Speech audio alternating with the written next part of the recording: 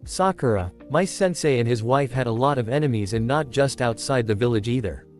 If it had been made public who Naruto's parents were, Naruto would have been lucky to make it past his first birthday," said Kakashi, looking at his students. "What I don't understand is why Naruto was treated so bad. It wasn't just a few people, it was the whole village. There had to have been people who knew who Naruto's parents were. Why didn't one of them take care of him?" asked Sasuke, making his voice known. "There were a few of us, true, but we were all close to Naruto's parents. The Hokage, fearing that someone would put the pieces together, ordered us to maintain our distance. Your mother Sasuke, who was best friends with Kushina, tried unsuccessfully many times to adopt Naruto," said Kakashi, shocking both Sasuke and Naruto. Sasuke was in shock hearing that Naruto's mother was best friends with his. It made him wonder if Naruto's mother would have survived. Would he and Naruto grew up as friends? Would they have played together? Would Naruto's parents have tried to adopt him as his mother had tried to do for Naruto? Naruto had known that his mother and Sasuke's had been friends. That wasn't what shocked him. Hearing that Sasuke's mother had tried to adopt him not only once but multiple times, however, did shock him. It made him feel a sudden warmth for the woman that he had never got to meet. He once again swore to do all he could for Sasuke. He would keep the promise he had made her via Shisui-sensei, no matter what. But that still doesn't explain why Naruto was treated so bad, said Sasuke, snapping out of his shock. Look guy, let's just say I have a lot of secrets that I'm not ready to make known yet, but when I am I will share them with the two of you. I promise, said Naruto. I'm going to hold you to that, Dobi, said Sasuke with a smirk, but for one this smirk wasn't one of superiority, it actually looked friendly. You do that, said Naruto with a smile. Sakura just shook her head. Boys, she thought.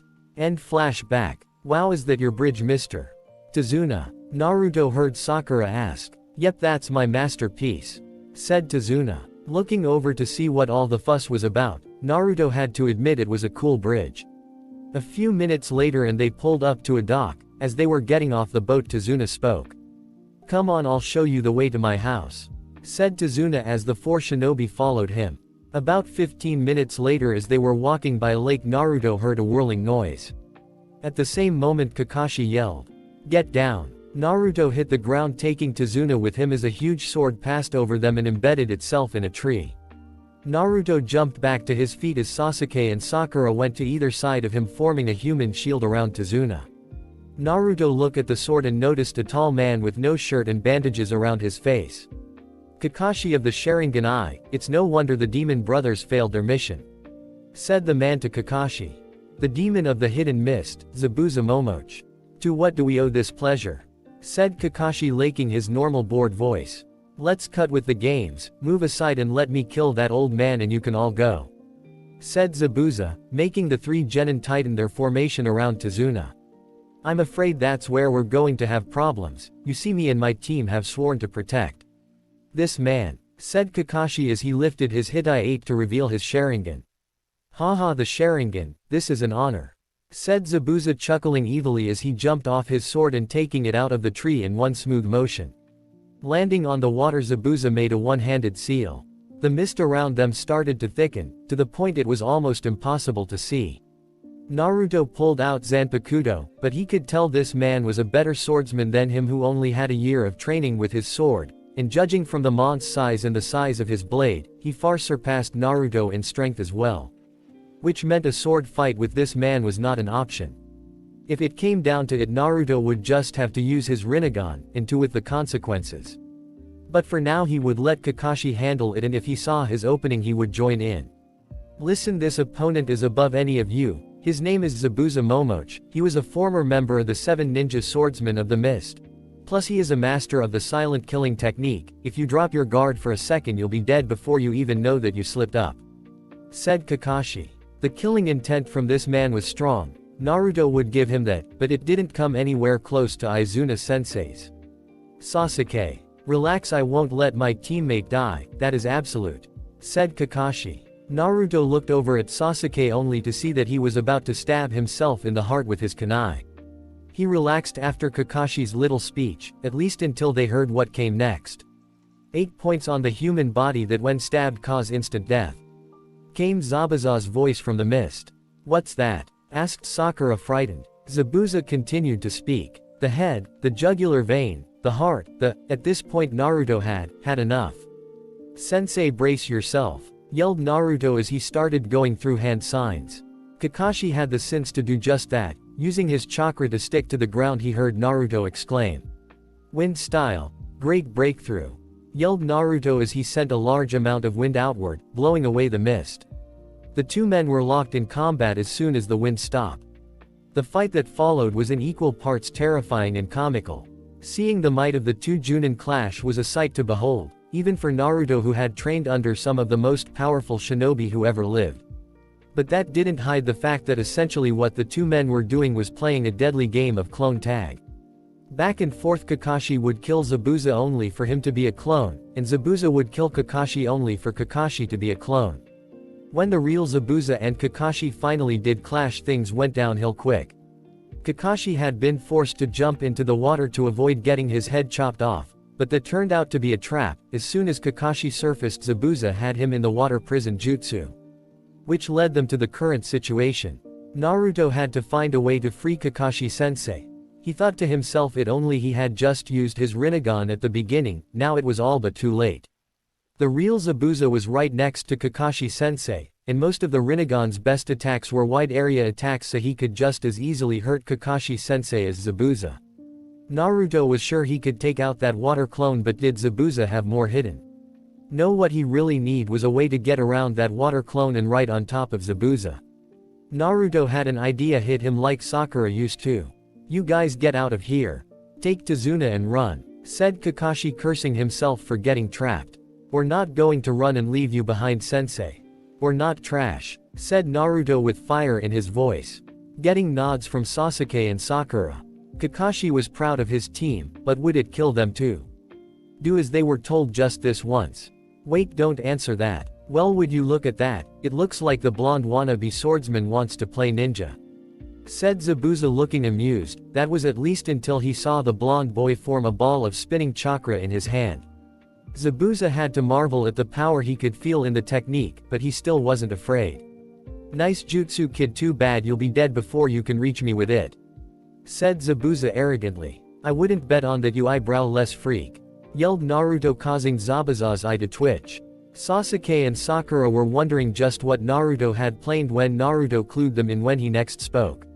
Hey Sasuke, you remember that gift I gave you and Sakura last night? Asked Naruto, causing Sasuke to smirk.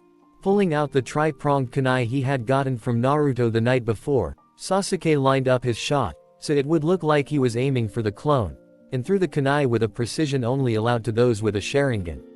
The clone, thinking that the kunai was meant to take him out, jumped out the way, only to notice too late that he was not the target, the real Zabuza was. Zabuza noticed the same thing his clone had. Ha! You think a silly kunai will work on me? Yelled Zabuza as he caught the kunai. If he could have seen Kakashi's face, he would have seen a smirk. Instead, all he saw was the blonde appear right in front of him. Zabuza had no time to dodge as the boy hit him with the spinning blue ball. Rasengan! Yelled Naruto as he shoved his jutsu into Zabuza's stomach. Zabuza was sent spinning with great force into a tree. Good job, Naruto, said Kakashi as he emerged from the water, making note that Naruto also knew how to water walk. You should thank Sasuke. If it hadn't been for his quick thinking in making that clone think he was the target, that clone would have taken the blow for Zabuza and ruined my one chance to catch Zabuza off guard, said Naruto. Before Kakashi could respond, they heard Zabuza groan. Naruto knew that he was tough, but to still be conscious after that was amazing. Kakashi pulled out a kunai and started to walk towards Zabuza to finish him off. I see your future, Zabuza, and its death, said Kakashi, about to cut Zabuza's throat. You, Kakashi, said Zabuza, his teeth gritted in pain. Out of nowhere, Tsusenbon struck Zabuza in the neck. Zabuza fell limp and lifeless. I guess you were right, his future really was death, said a voice from the trees. What happened? Thought Kakashi with a groan, as he awoke in a strange house. I see you're awake, sensei, said a voice to Kakashi's right. Kakashi turned his head toward the voice, and saw his three students all looking at him. It was then he remembered what happened. He had been about to kill Zabuza when a hunter nin had beat him to the punch. The hunter nin, after exchanging a few words with him and his team, had left with Zabuza's body to dispose of it. Kakashi figured he must have passed out from overusing his Sharingan. Suddenly a thought hit Kakashi with all the force of a hurricane. Wait a minute, why would that hunter nin take Zabuza's body? I thought hunter nins always destroy the bodies on the quote. Kakashi cursed out loud, scaring his team. What is it, sensei? Are you okay? Asked Sakura, who had been the one who spoke earlier. Zabuza's alive, said Kakashi, stunning all three genin plus his client. What do you mean, Kakashi-sensei? You checked Zabuza's heartbeat yourself, how can he still be alive? Asked Sakura, thinking her sensei was losing it. Sakura, hunter nins dispose of a missing nin's body on the spot, but this one didn't. Plus, and I can't believe I didn't notice this when it happened. The fake hunter nin used Senbon to take down Zabuza, and while Senbon can be deadly, you would have to hit someone in just the right spot, and those spots aren't where Zabuza was hit. No, Sakura, what we saw was just a death-like state that you can put someone in by hitting the right pressure points. I think it's safe to say we were duped, said Kakashi. Kakashi looked at the reactions of his genin. Sasuke looked pensive and thoughtful, Sakura looked frightened but determined, but Naruto, he just looked excited. He probably just wants another shot at Zabuza, thought Kakashi. So what are we going to do, sensei? Asked Sakura. My guess is we got about a week and a half to 2 weeks before Zabuza is ready to attack again, more than likely too, given that Rasengan Naruto hit him with. Naruto, I want at least 5 or 10 clones guarding this house, said Kakashi. Already on it, sensei, said Naruto. Good job. Alright, when you're not guarding Tazuna, I want you training. It will be a day or two before I'm up and running. Until then, Naruto, you're in charge. Before Kakashi could finish, he was interrupted. Sensei, why Naruto? Why not put Sasuke in charge? Asked Sakura. Sasuke would be a way better leader than Naruto, thought inner Sakura. A month ago Sasuke would have wanted to know the same thing, but ever since the Genin exams he had noticed that there was a lot of things they didn't know about Naruto. Like who his parents had been for one, and Sasuke suspected there was something else Naruto was not telling them. So Sasuke decided to see what Kakashi said before he got mad about it. Naruto, would you go get me a glass of water? I'm quite thirsty, asked Kakashi, looking at Naruto. Naruto knew that Kakashi just wanted him out of the room, but acquiesced anyway. Once Naruto was out of the room, Kakashi turned to look at Sakura with a hardened look in his eye. Sakura, you need to let go of any preconceived notions you have about Naruto. The Naruto you thought you knew in the academy does not exist. You might find this hard to believe, but in some ways Naruto is even more powerful than me. Kakashi was once again interrupted. Here is your water, sensei, said Naruto, walking back into the room. Thank you, Naruto. As I was saying, Naruto is in charge while I'm stuck in bed. Judging from the fact that I saw you standing on water, I take it you know how to tree walk, Naruto, said Kakashi, making Sasuke and Sakura wonder what tree walking is. Yes, sensei, I know how to tree walk, answered Naruto. Good, I would like you to teach it to the others, Naruto. Also, while we are all here, I would like you to. What's that? Exclaimed Kakashi, pointing behind his genin, causing the three of them to turn around with kunai drawn. What is it? Asked Naruto. I don't see anything, said Sakura. RGRR, growled Sasuke. Oh, sorry, must just be seeing things, said Kakashi innocently. Turning back around, they saw Kakashi's glass was empty, and Tazuna's daughter Tsunami, who had walked in to see what the commotion was, had hearts in her eyes. All three genin wanted to face palm. They had all wanted to know what their sensei looked like under that mask. Okay, Naruto, you know what to do, so I'm going back to sleep. Wake me if anything changes, said Kakashi, laying back down. Yes, sensei, said Naruto, secretly thinking his sensei was just being lazy, making him do it. Alright, you guys heard the sensei, let's go, said Naruto to his teammates. I don't know why you people are trying so hard, you're just going to die, said a voice belonging to a little boy. Inari, don't be rude, these ninja are here to protect your grandfather, said Tsunami to her son. But don't you see, Mom? They'll die if they go against Gato, just like him, said the boy as he left the room. Inari, where are you going? Asked Tsunami. To stare out at the ocean. I just want to be alone, said Inari as he ran out of the room. A little while later saw Naruto and his teammates in the woods.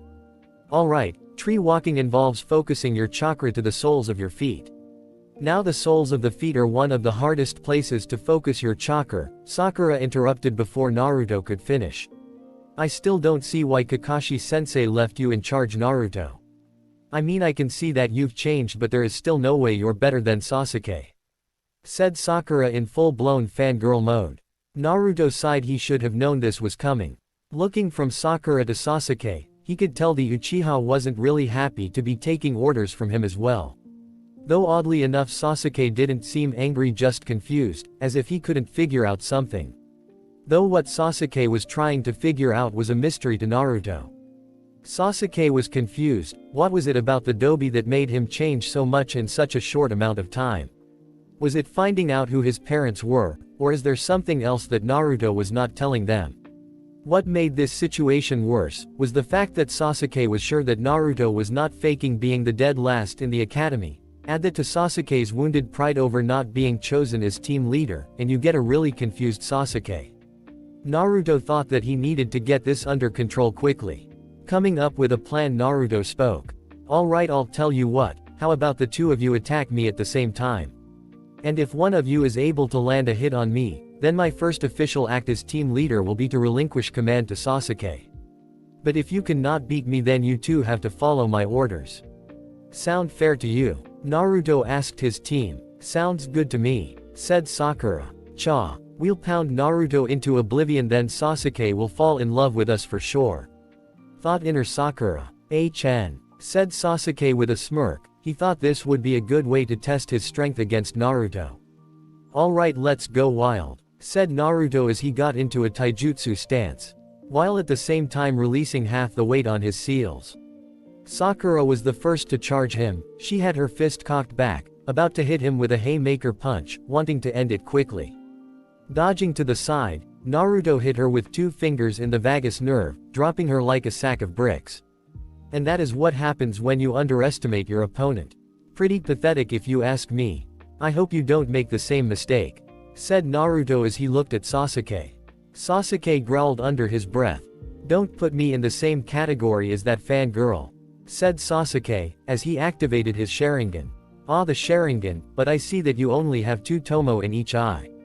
That means that while you can track my movements, you cannot predict them, said Naruto as he blocked a high kick from Sasuke. How do you know so much about the Sharingan? And for that matter, how have you become so strong in just over a month? I know you were not faking being the dead last.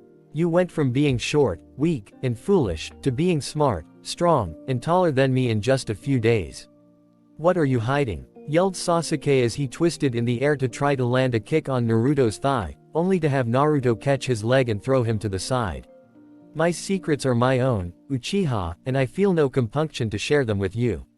If you wish to know my secrets, then I need to be able to trust you, not just as a teammate but as a friend, said Naruto as he ran at Sasuke.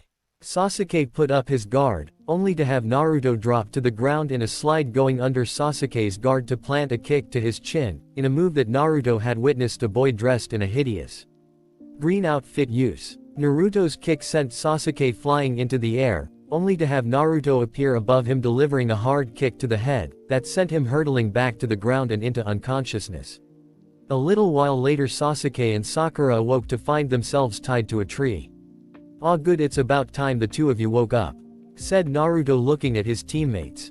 Naruto, untie us right this minute, screeched Sakura. Let me think about that for a second. No, I don't think I will untie you, at least not until you listen to me for a minute, said Naruto, glaring at Sakura and releasing a bit of blood aimed at said girl. Sakura fell silent and started to sweat. It felt like she was being suffocated. Sakura, you have seen repeated examples of how much I've changed in the last month, and yet you still thought a blind punch would be enough to take me down.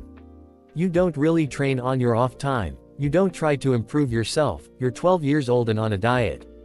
At this point Naruto was right next to Sakura's head, whispering so only she would hear.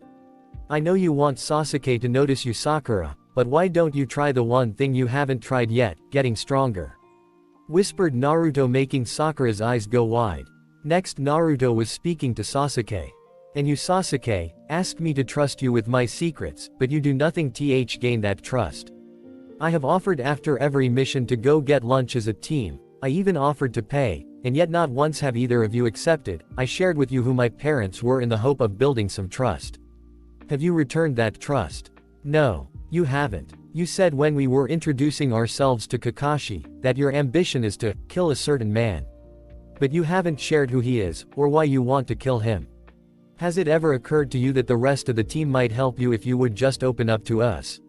Said Naruto to Sasuke, making Sasuke bow his head.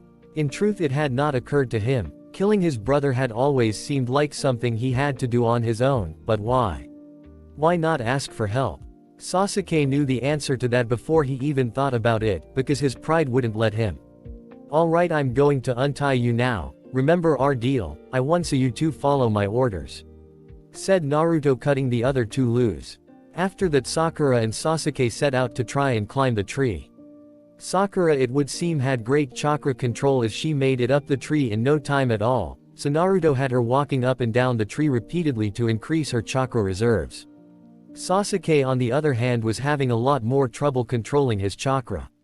Bruh, why can't I do this? Said Sasuke, frustrated that he was having trouble with something that both Sakura and Naruto could do easily. The Naruto clone watching them, the real Naruto having left to guard Tazuna. Sighed. Feeling a little sorry for Sasuke, decided to help him. Hey Sasuke, come here for a second. Said the clone. Sasuke grumbled but complied with his team leader's command. What? Sasuke snapped. Easy, I'm just going to show you a shortcut. Said the clone. What kind of shortcut? Asked Sasuke, looking at the clone. Okay, first thing thought, need to calm down. If you relax you will find this easier. The second thing, turn on your Sharingan. Said the clone. What does my Sharingan have to do with anything? Asked Sasuke, not catching on. While not on the same level as the Byakugan, the Sharingan allows the user to see chakra. So all you have to do is look at Sakura, see how much chakra she is using, adjust the amount to fit your size and weight, and that's half the battle over with. Then all you have to do is work on it, till you can hold it without losing your concentration. Said the clone. Sasuke smirked. That might actually work. After doing what the clone said, Sasuke made another run up the tree.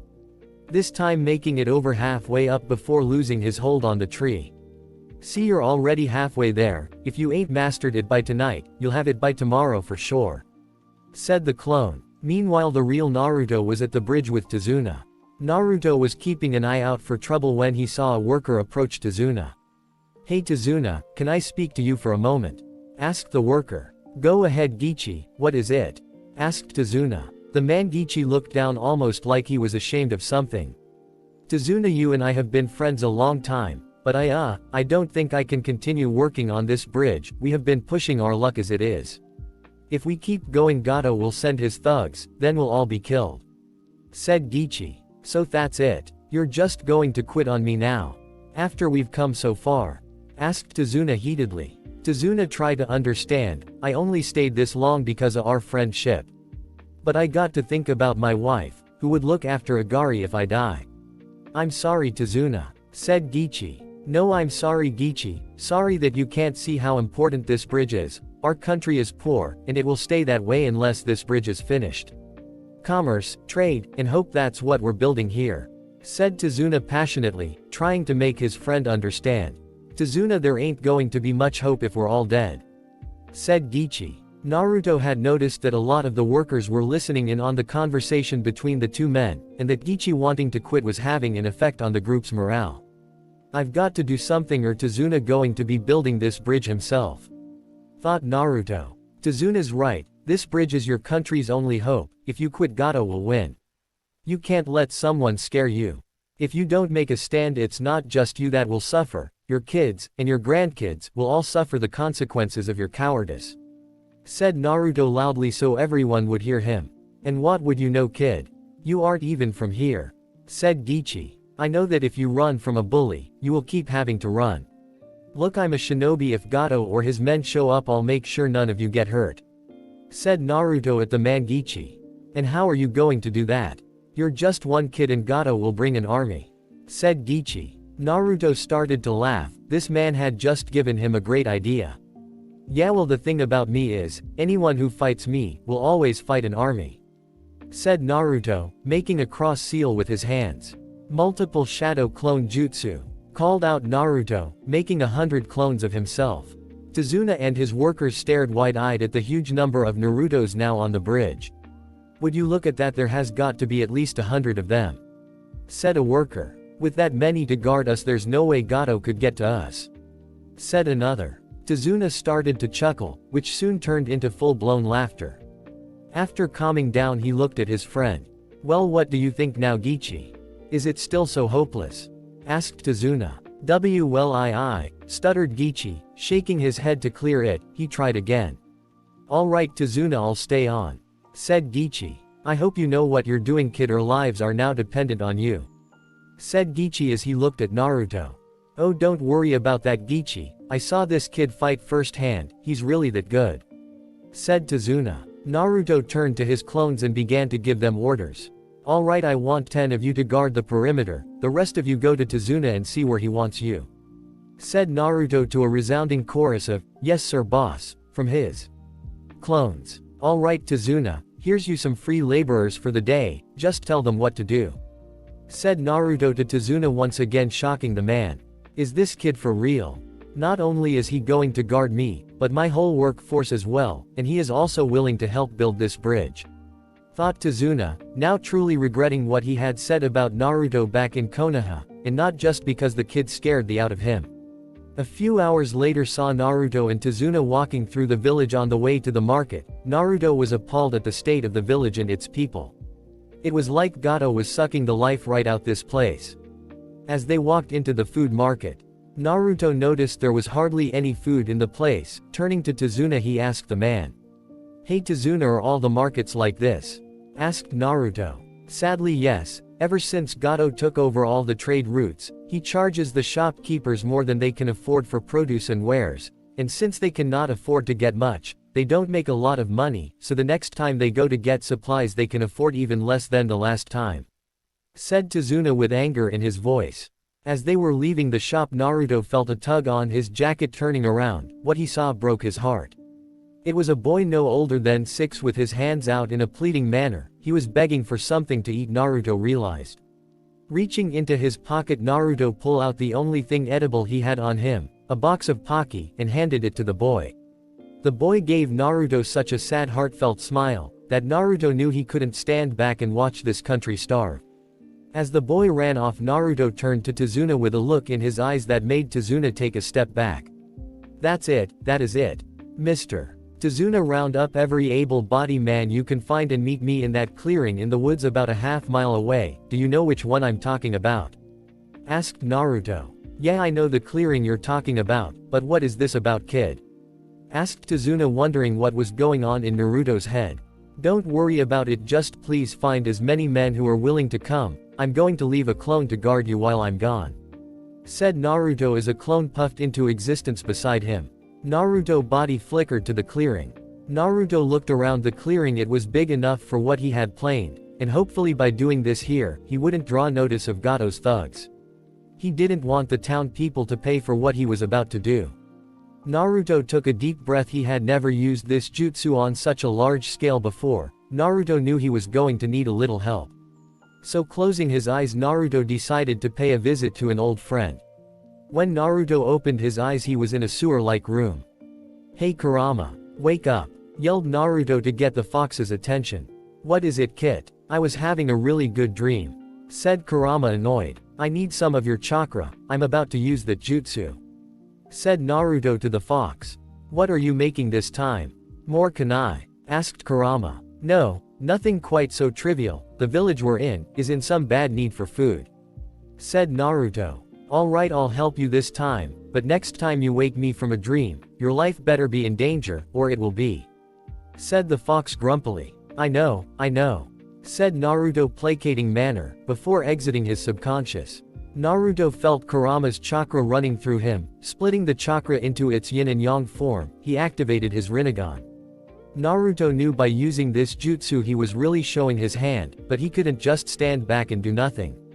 Creation of all things is a jutsu that makes imagination real.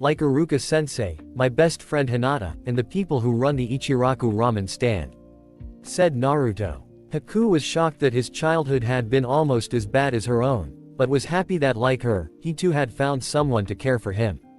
She listened as Naruto continued speaking. "I guess they're the reasons I want to become stronger, so I can protect them and keep them safe. That and I made a promise to someone, and I never go back on my word. That's my ninja way. I honestly don't know why I'm even telling you all this, except there is something about you that tells me you above all others would understand," finished Naruto. "You're right, I do understand. I have always believed that when a person has something important they want to protect, that's when they can become truly strong," said Haku, smiling. Naruto got up and stretched. "Here a few joints pop." "Well, it was nice meeting you, miss," said Naruto. "You too. Oh, by the way, I'm a boy," said Haku, hoping to throw Naruto off.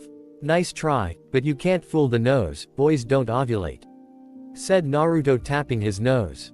Haku blushed bright red. "Don't worry, I'm not a pervert, I just have a really good nose." "Oh yeah, tell Zabuza I said hi," said Naruto, right before he haraisoned back to Tazuna's house. 3 Senbon needles hit the spot where he was standing a few seconds too late. How did he know? "I need to get back to Zabuza," thought Haku as she disappeared in a whirl of snow.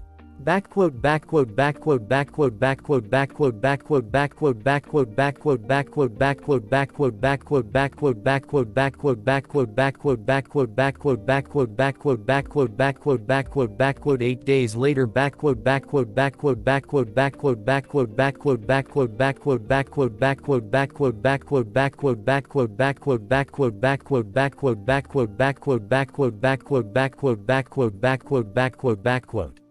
Naruto came stumbling in right at supper time looking like death warmed over, but he had a triumphant smile on his face.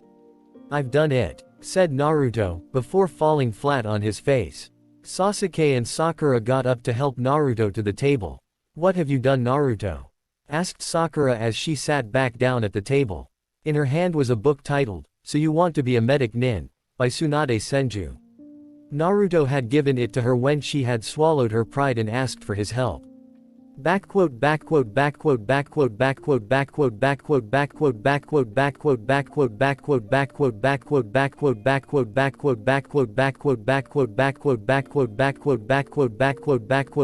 Mini flashback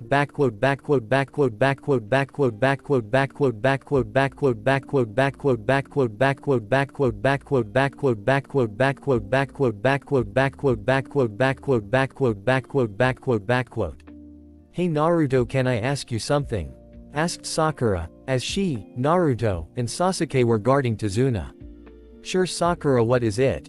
answered Naruto, shocked. Sakura hadn't spoken to him much since the fight for who was going to be team leader. "Well, you see, I just wanted to ask you, how do I become stronger?" blurted out Sakura in a rush to fast for Naruto to catch. "Whoa, slow down Sakura, I didn't catch that," said Naruto with both hands up waving. I said how do I become stronger? You were right when you said that I wasn't even trying to improve myself," said Sakura with her head down. Naruto was almost at a loss for words. That couldn't have been easy for Sakura to admit. "It's just I really do want to be a useful member of this team," said Sakura. She had come to the decision that Naruto and Sasuke had been right. She really did need to get her head out of the clouds and start taking her training serious. "Well, have you ever thought about becoming a medic?" asked Naruto. "No. Why?" asked Sakura. "Well, you want to be useful, right? You have the chakra control needed to be a medic nin, plus between Sensei, Sasuke, and myself, we have enough fighters. So what we really need is someone to patch us up when things don't go right," said Naruto. "Well, that makes sense, Naruto, but I want to be a fighter. Medic nins aren't known for their fighting capabilities," said Sakura. "Oh, I see. You're still hoping to get Sasuke to notice you," laughed Naruto. Making Sakura blush, she was about to deny it when Naruto continued. "But you're wrong, Sakura, there are medics out there that are feared on the battlefield. Haven't you ever heard of Tsunade the Slug Sanin?" asked Naruto. "Of course I have, all Kunoichi have," said Sakura. "Well, there you go, you can be a medic and still be powerful," said Naruto as he unsealed a book from a scroll. I bought this in the hope of learning how to do it myself, but I'm afraid medical ninjutsu is not one of my talents," said Naruto as he gave her the book and walked off. End mini flashback. "I managed to modify a jutsu that I've been working on," said Naruto. "Oh, and what jutsu is that?" asked Kakashi. "The shadow clone jutsu," said Naruto as he started to eat. "But why would you need to modify the shadow clone jutsu?" asked Sakura as she turned a page in the book she was reading. "Well, I ain't really lou," said Naruto with his mouth full. "Ew, gross. Swallow before you speak, moron," yelled Sakura, grossed out. Naruto swallowed his food and spoke again. "Sorry, I said I can't really tell you, it's a surprise for when we leave," said Naruto bashfully after swallowing. "Why?" whispered Inari, with tears in his eyes. "What was that, kid?" asked Naruto. "Why do you keep trying? It's not going to mean a thing when Gato shows up, he'll bring an army and beat you down. No matter what you do, the strong always win and the weak always lose," cried Inari. "Well then it's a good thing I'm not weak," said Naruto, starting to get really fed up with this kid. "Oh, what do you know? You're just an outsider here, just looking at you makes me sick. You don't know what it's like to suffer and be treated like dirt," yelled Inari, getting to his feet. "You asked me what do I know? I'll tell you what I know," said Naruto, looking harshly into Inari's eyes. "I know that crying and complaining solve nothing. I know what happened to your dad, brat, and it was tragic, but what you fail to understand is your dad didn't fail this village. This village failed your dad. The people of the land outnumber Gato and his men 20 to 1, if you all had rallied up behind your father there is no way Gato would have stood a chance," yelled Naruto, making everyone at the table go wide-eyed. "But everyone here was too afraid. And your dad paid the price for everyone's cowardice. But you were right about one thing, kid. I don't know what it's like to suffer and be treated like dirt. That would be an improvement to how I'm treated back home," finished Naruto as he left the room. The room was dead silent. Inari stood frozen to the spot he was standing. Finally Tsunami was the first to speak. "Kakashi, what did Naruto mean when he said that would be an improvement?" she asked. Kakashi sighed, wondering how much to tell them. He didn't want to make the village look bad, but how could he not if he told them how Naruto was treated back in Konoha? Deciding to be honest, he told them all about Naruto's childhood, about how he was ignored to point of wondering at times if he even existed, how when people did look at him it was with cold dead eyes. How parents wouldn't allow their kids to play with him, how the kids, sensing their parents' hatred of Naruto, soon started treating him the same way. He told them everything that wasn't an S-class secret. To say everyone was shocked was an understatement. Inari ran out of the house so he could be alone and think. Tsunami had tears in her eyes at the thought of how lonely Naruto must have been growing up. Tazuna was wishing he had a cold drink. Sasuke had always thought he had it worse than Naruto, have had a family and losing it had to be worse than not having a family at all, right? Now he wasn't so sure, at least he had got to know his parents. And Sasuke had always been treated well by the villagers, to the point that he sometimes wondered if they were trying to make up for something. Sakura though felt the worse. Knowing that she had been one of the kids who had helped make Naruto's life miserable, and her sins against Naruto were perhaps worse than most. You see, Sakura's parents didn't really hate Naruto, in fact her dad had even expressed pity towards Naruto, saying it was sad for a kid to have to grow up without parents. No, Sakura's parents weren't what made Sakura treat Naruto so bad. She treated Naruto the way she did, to try to fit in with everyone else. A side effect of having low self-esteem was that Sakura would have done just about anything to be one of the in crowd. Now she realized just how wrong she was in doing so. Sakura swore to herself that she would do her best to be a better friend, even if it was the uncool thing to do. With those thoughts in their heads, everyone made their ways to bed. Tomorrow was going to be a big day. Just how big, though, no one yet realized. Naruto awoke the next morning to the realization that he had been left behind. Not even bothering with his normal morning hygiene, Naruto began to throw on his clothes and gear. Naruto had just strapped Zanpakuto to his back when he heard a commotion coming from out on the dock. "You let my mom go," yelled Inari. Naruto looked out his window just in time to see Tsunami get knocked out by two thugs with katanas. Inari was charring the two men while they were about to draw their swords. thanking Kami, that he had the foresight to put a Hiraishin seal on the family of 3 while they weren't paying attention. Naruto used the Hiraishin to quickly grab Inari and his mom, before the thugs could kill Inari. The 2 hired thugs didn't know what happened. 1 second they were about to kill the brat, and the next their swords passed through nothing but air. Looking around them they saw the boy and his mother were behind them being held by a tall blonde boy dressed in all black. "Hey, it's one of them Ninja Tazuna hired," said Waraji to his partner. "Sorry I'm a little late, but hey, heroes always show up at last minute," said Naruto. "Naruto, it's you," said Inari in awe. "And who else would it be? Sasuke? Uchihas don't know how to make a grand entrance," said Naruto with a smile on his face.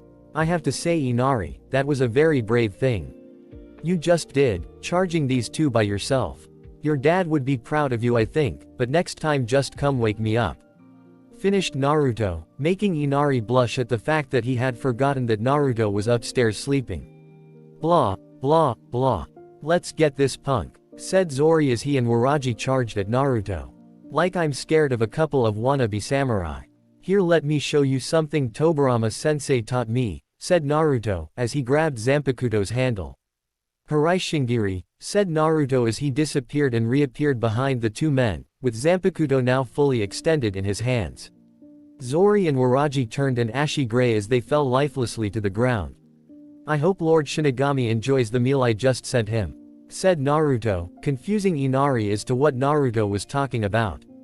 What happened?" asked Tsunami as she started to come to.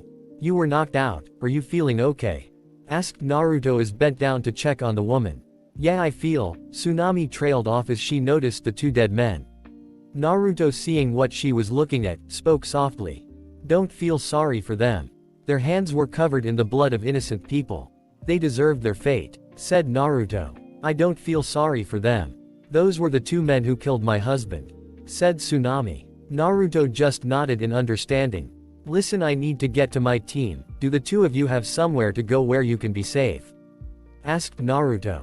"Yes, we can go to my friend's house," said Tsunami. "Good. Listen, if you need me just throw this and I'll be there in an instant," said Naruto as he handed her a tri-pronged kunai. Standing to his feet, Naruto focused on the Hiraishin kunai he had given Sasuke and disappeared. Tsunami looked with wide eyes as the boy who had been staying in her house just disappeared. Shaking her head, she looked at her son, who likewise was in total awe. "I will never get used to the things ninjas can do," muttered Tsunami, as she and her son made their way to her friend's house. Naruto appeared in a dome of mirrors, just in time to see Sasuke fall to the ground looking for all intents and purposes like he was dead. Rushing to his teammate, hoping against hope that he had not failed his promise to Makoto, Naruto checked his friend's pulse. Haku looked at the boy she had met in the woods. She really didn't want to fight him, but she would do whatever Zabuza asked of her. If that meant killing her heart, then that is what she would do. Looking at Naruto, she spoke. "Is this the first friend you lost, Naruto-kun?" asked Haku. "First, I didn't lose him. His pulse is weak but still there, and second, I wouldn't really call us friends, more like rivals who have a mutual respect for each other," said Naruto. "My guess is, you've had plenty of chances to kill him, but you haven't. My theory is your heart isn't in this fight," finished Naruto as he stood up and faced Haku. "It's true that if possible, I don't want to have to kill you, nor do I want you to have to kill me. However, if you come at me, I will kill my heart with a blade and become a true shinobi," said Haku as she went into her mirrors. "I feel the same as you, but I won't let you or Zabuza kill an innocent man," said Naruto, glaring at the girl he wished he could call friend. "It can't be helped, Naruto-kun. My dream is to see Zabuza's dream come to pass, and Zabuza's dream requires money. No one will hire missing nin unless it's for missions like this," said Haku. "Then you should get a new dream. Or at least find a better way to achieve the one you have," yelled Naruto, getting upset. "I am sorry, Naruto, I wish we had met under better circumstances. I truly believe we would have become friends," said Haku sadly as she prepared to attack. "Me to Haku, me too," said Naruto. At that moment, Senbon needles started to rain down on him from all sides. Within minutes, Naruto was looking like a pincushion. Naruto had even had to activate his Rinnegan. To Haku's credit, she didn't show any surprise other than to say, "So you have a bloodline too?"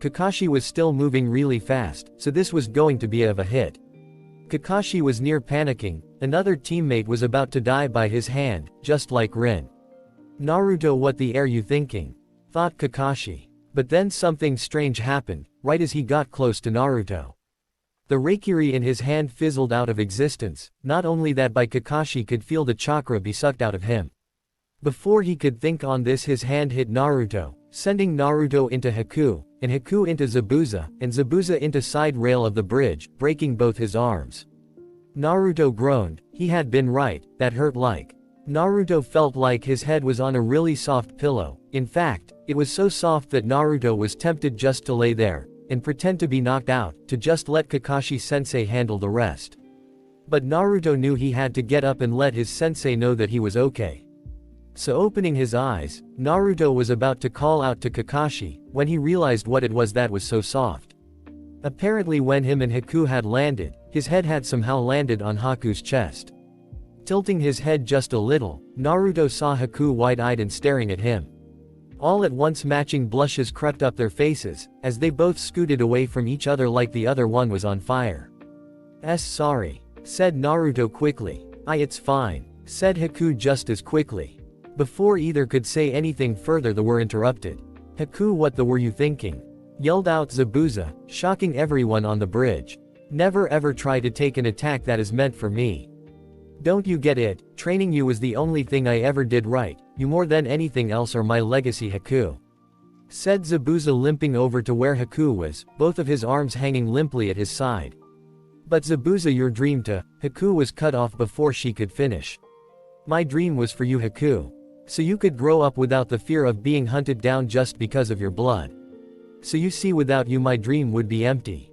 You're the closest thing I have to a daughter, Haku. Said Zabuza. But you. I thought I was your tool. Said Haku, tears forming in her eyes. Wrong. I said that we as shinobi are tools, but we're not just shinobi, Haku, we're people too. Said Zabuza, falling to his knees beside Haku. Well, it seems even the great demon of the mist has a heart. Thought Kakashi. At that moment everyone heard clapping. Well. Looks like you were just a baby demon after all, huh? Zabuza. Said Gato in a mocking tone. Gato. What's the meaning of this? Growled Zabuza. Oh, I was never going to pay you anyways. You missing nins are too expensive, I can pay 30 men for what you were going to charge me. Though I was hoping these Konoha ninja would kill you and save me the trouble. Then I was going to have my men kill them while they were still weak. Said Gato as the army of thugs he brought with him all laughed. Alright boys, kill everyone but the girls, I want the one who broke my arm for later, you guys can have the pink-haired one. Said Gato, making Sakura shiver and Haku want to vomit at the thought. As the thugs were about to charge, a massive blood filled the bridge. Gato. You have caused enough suffering. Now it's time to pay. Said Naruto, his eyes red as blood, looking every bit the monster his village always feared. Shocking everyone who saw him. There's no doubt that's the Kyuubi's chakra. Thought Kakashi. Is that really Naruto? Thought Sakura. I haven't felt power like this since I fought Yagura. Could this kid be a? Thought Zabuza. What happening to you, Naruto-kun? Is this why your village hated you? Thought Haku. Gato was scared of the child, there was no doubt about that. Sneaking behind his men, he yelled out. Kill him quick. Gato yelled, as his men rushed the boy. Naruto pulled out Zanpakuto, leveling the blade with the ground. Naruto whispered. Extend Zanpakuto. Zanpakuto's blade grew to about 3.5 feet long. Naruto, summoning wind chakra to his feet, began to spin around, looking like a bladed tornado. Uzumaki sword art. Spinning death top. Yelled out Naruto. The twister that was Uzumaki Naruto slammed into the rushing army of thugs, cutting through them like a hot knife through butter, or more accurately butter in a blender. Those who weren't lucky enough to die quickly by Naruto's sword, were thrown off the bridge just to be torn apart by sharks. By the time Naruto stopped spinning, body parts were everywhere, and that spot on the bridge covered in blood. Gato was staring in horror at what happened to his men. Right as he was about to turn and run, the demon boy appeared in front of him, punching him square in the face. Gato was sent flying back. As he got back on his hands and knees, he saw the boy was stalking toward him like a predator on the hunt. Pete, please spear me. I'll give you anything you want. You want money you can have, just don't kill me. Begged Gato himself. That's not a bad idea. Said Naruto. Gato thought he had talked his way out of it until he saw Naruto's eyes turn into the Rinnegan. Naruto placed his hand on Gato and using the human path's ability to read minds, pulled all the information about Gato's bank accounts and at the same time pulled out Gato's soul, killing him. Turning off his Rinnegan, Naruto turned around, about to go back to the others when a large group of people showed up brandishing all sorts of weapons, with Inari right in the middle. Brother Naruto. We made it, yelled Inari happily, that is until he and the others came upon the sight of all the gore, with Naruto covered head to toe in blood. Kami, what happened here? Asked a villager, somewhere wondering the same thing, while other had to turn around and vomit. Naruto, seeing the reaction of the villagers, summoned a spout of water from the ocean to wash the bridge and himself off. After he was done, Naruto started to feel faint and began to sway on his feet. The last thing he remembered before everything went black was someone yelling his name. Tilde tilde tilde tilde tilde tilde tilde tilde tilde tilde tilde tilde tilde tilde tilde tilde tilde break tilde tilde tilde tilde tilde tilde tilde tilde tilde tilde tilde tilde tilde tilde. Naruto awoke feeling like his head was splitting. UHG, what happened? Muttered Naruto. You channeled more power than your body is used to. Said a voice. Kakashi-sensei, is that you? Asked Naruto, opening his eyes, the light making him groan. Yep, it's me. Said Kakashi with an eye smile. How long have I been out? Asked Naruto. 5 days. Said Kakashi, making Naruto's eyes go comically large. 5 days. Yelled Naruto. Yep, the bridge will be done tomorrow, and our mission complete. Said Kakashi. But what about Haku and Zabuza? Asked Naruto. I'm right over here, brat. Said Zabuza. Naruto looked over Kakashi's shoulder to see Zabuza leaning against the wall, both his arms in a cast. Haku's been helping Sakura look after you. They've actually become pretty good friends since you've been out. Oh yeah, I take it I've got you to thank for Sakura's sudden interest in medical ninjutsu. Said Kakashi. I just told her she would be good at it. Why? Naruto asked. Nothing, I think it's great that she's found something she likes. Said Kakashi. About that time Naruto's stomach growled, making Naruto blush, and Kakashi and Zabuza laugh. Come on, lunch is about ready. Said Kakashi, walking to the door. After lunch Naruto asked Haku, Zabuza, Kakashi, and Tazuna to follow him. Leading them to the spot Kaiza was buried, Naruto began to speak, first to Zabuza and Haku. Haku, do you remember when I said that you should find a different way to achieve your dream? Asked Naruto. Yes, I do, Naruto-kun. Why? Said Haku. Because I think I found that way. Answered Naruto. What are you talking about, brat? Asked Zabuza. When I killed Gato, I used a jutsu on him that allows me to pull information from someone's mind.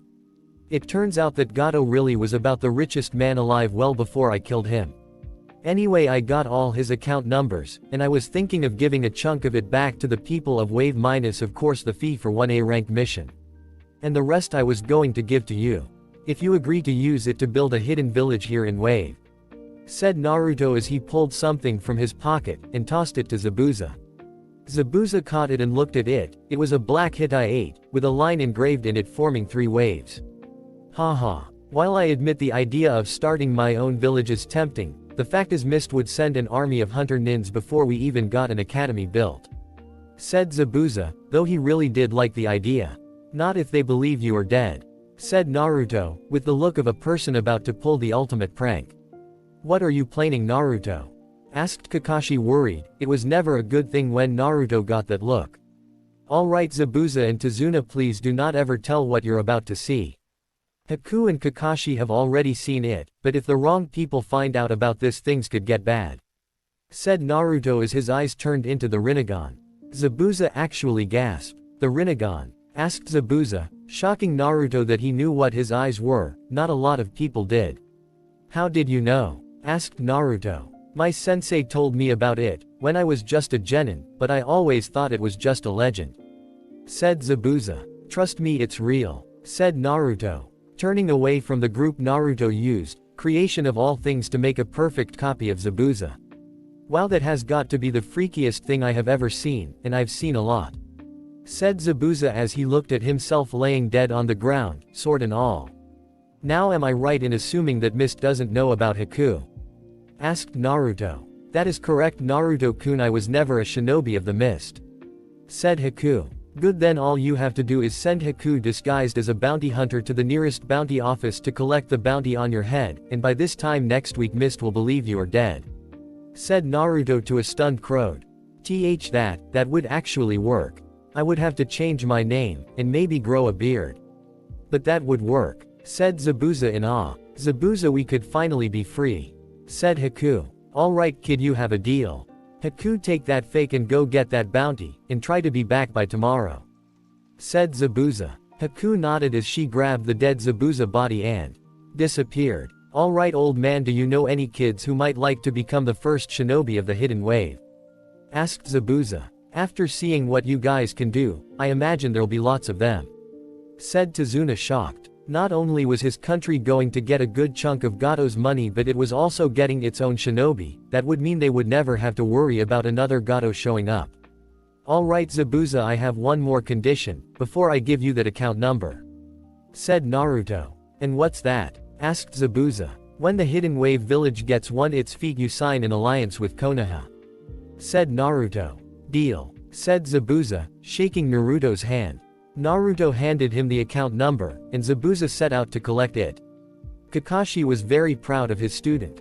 Not only had he thought of a way for Zabuza and Haku to live free, but he also was giving this country its own shinobi force, and Konoha a new ally. Yes, Kakashi was very proud. After Zabuza had left, Naruto turned to Tazuna. Tazuna, there is a reason I brought us to this spot. Said Naruto. And what reason is that, kid? Asked Tazuna, wonder why they were at his son-in-law's grave. Do you know the legend of the Rinnegan? Asked Naruto. No, said Tazuna, not having a clue what the blonde boy was talking about. The legend goes that the bearer of the Rinnegan has control over life and death. That he can send people to the afterlife. And that he can bring them back. Said Naruto. Are you saying that? Said Tazuna, too stunned to speak. Yep, we are going to give Inari his father back. Said Naruto, dead serious.